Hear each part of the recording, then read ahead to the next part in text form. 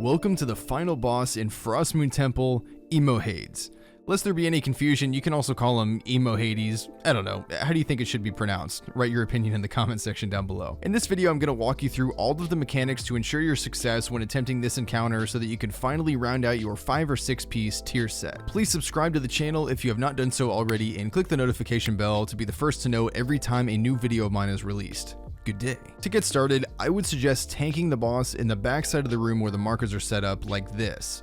I will explain the reasoning for this in just a moment, but you should tank the boss on the purple marker and have all of your range classes stacked tightly on the green marker. The blue marker in the middle is there to indicate the spawn location of a very important mechanic, which I'll explain later. The boss will start off by casting an ability called Demon Fountain, which is just essentially an AoE cleave ability, and is the reason why you need to tank the boss facing away from the raid. Circles will spawn throughout the fight and target the furthest people away from the boss. These need to be moved out of as soon as possible or you'll be one shot.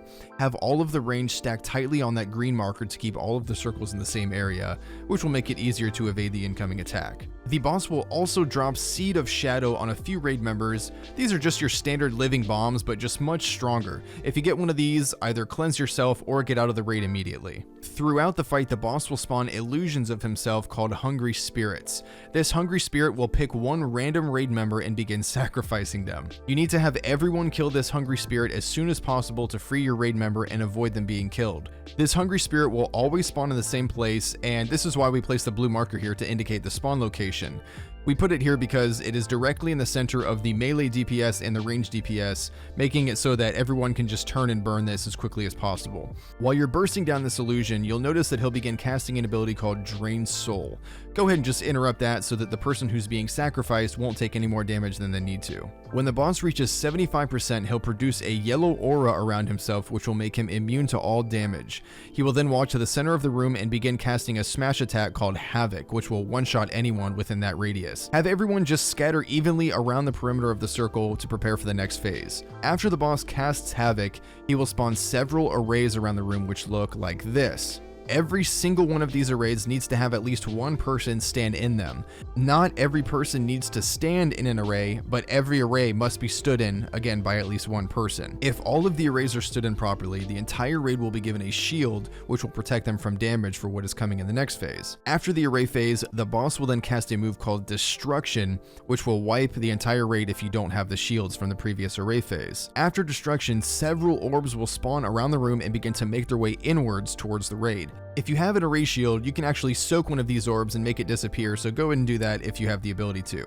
Otherwise, sidestep to avoid being passed through by one of these orbs. Rinse and repeat up to this point until the boss reaches 50%. When the boss reaches 50%, he will make his way to the center of the room like he did originally, but this time he will do a smash in the center, and then he will also do a smash on the outside. Have all of your raid members scatter evenly around the circle, and as soon as he does Havoc, have everyone move into the circle to avoid the attack on the outside. And then it's just rinse and repeat with the array phase. Once the boss is under 50%, he will now spawn another illusion by the entrance in addition to the illusion that he spawns on the blue marker that was set up earlier. I would advise just ignoring this illusion altogether and just let the person who's being sacrificed die, because splitting the raid would be much too risky. If the person who was sacrificed across the room was a key raid member in terms of healing or DPS, just have them stay dead and revive during the final phase of the fight. When the boss reaches 25%, he will do the same thing that he did at 50% by doing Havoc in the center of the room and then in the outside of the room.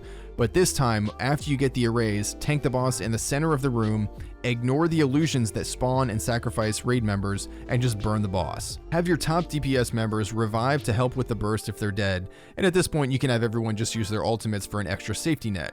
But you should be able to get through this end phase without too much difficulty. And congratulations, you have now defeated Emohades and completed the Frostmoon Temple raid. Please like the video and share it with your friends if you enjoyed and thought it was helpful. And as always, here is the fight from beginning to end for your convenience. Enjoy your day.